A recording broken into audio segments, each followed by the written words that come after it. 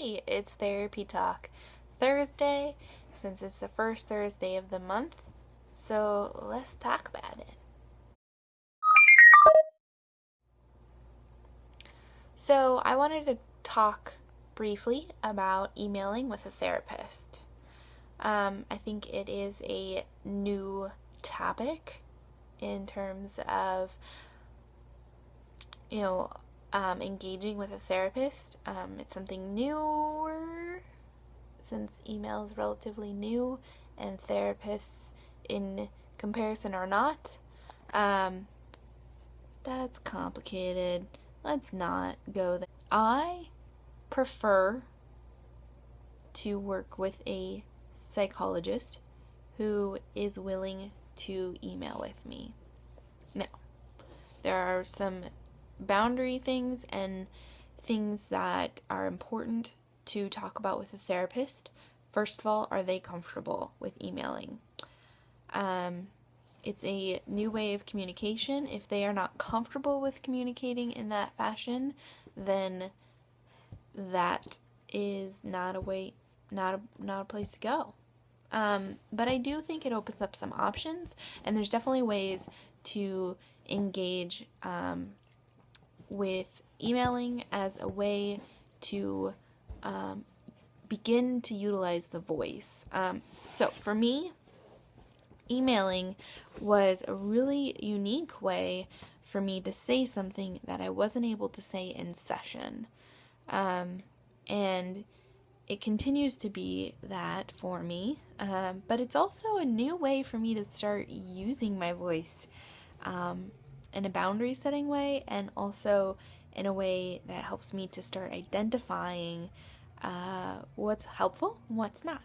Emailing, let's talk about really quick the fact that you don't have a face-to-face. There's no body language, non-verbal communication being had. Like, it cannot be had via email. So that's something to remember. So when it comes to email, one thing I do with email now is I specify with my therapist that I will utilize it to check in, maybe say something that's going on really quick and let her know that I need to talk on the phone, or that this is something I need to talk about during our next session. It's a really great opportunity for me to be able to say things that I cannot say out loud utilizing my voice, because I have a problem with my throat clenching up and not being able to talk. It's also a really great way for me to say, maybe I don't need a phone check-in right now while we're talking about it in session, but let me email you by Monday or Tuesday to let you know how things are going and whether or not I need a check-in. So it helps me to kind of do a little, like, I'm having some successes, I'm having some difficulties, but I feel like I'm doing okay. And I feel like this is the way that I'm overcoming them. Email is really important. There's some really interesting ways that it can help me engage in therapy. And it can also help me begin to engage with advocating for myself.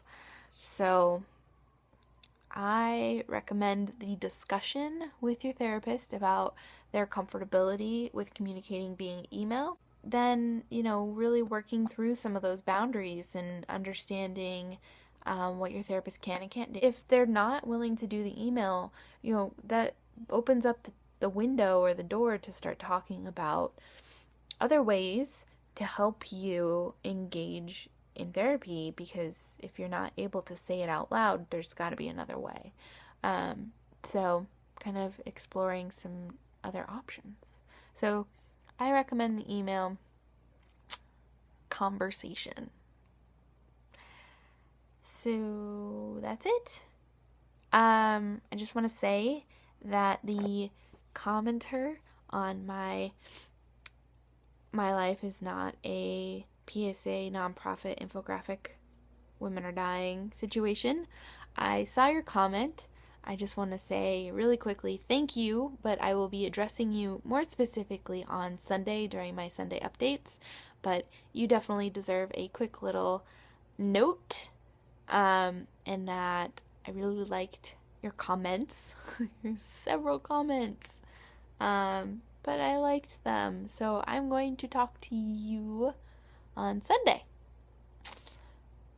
That's all for now. Happy Thursday. Bye.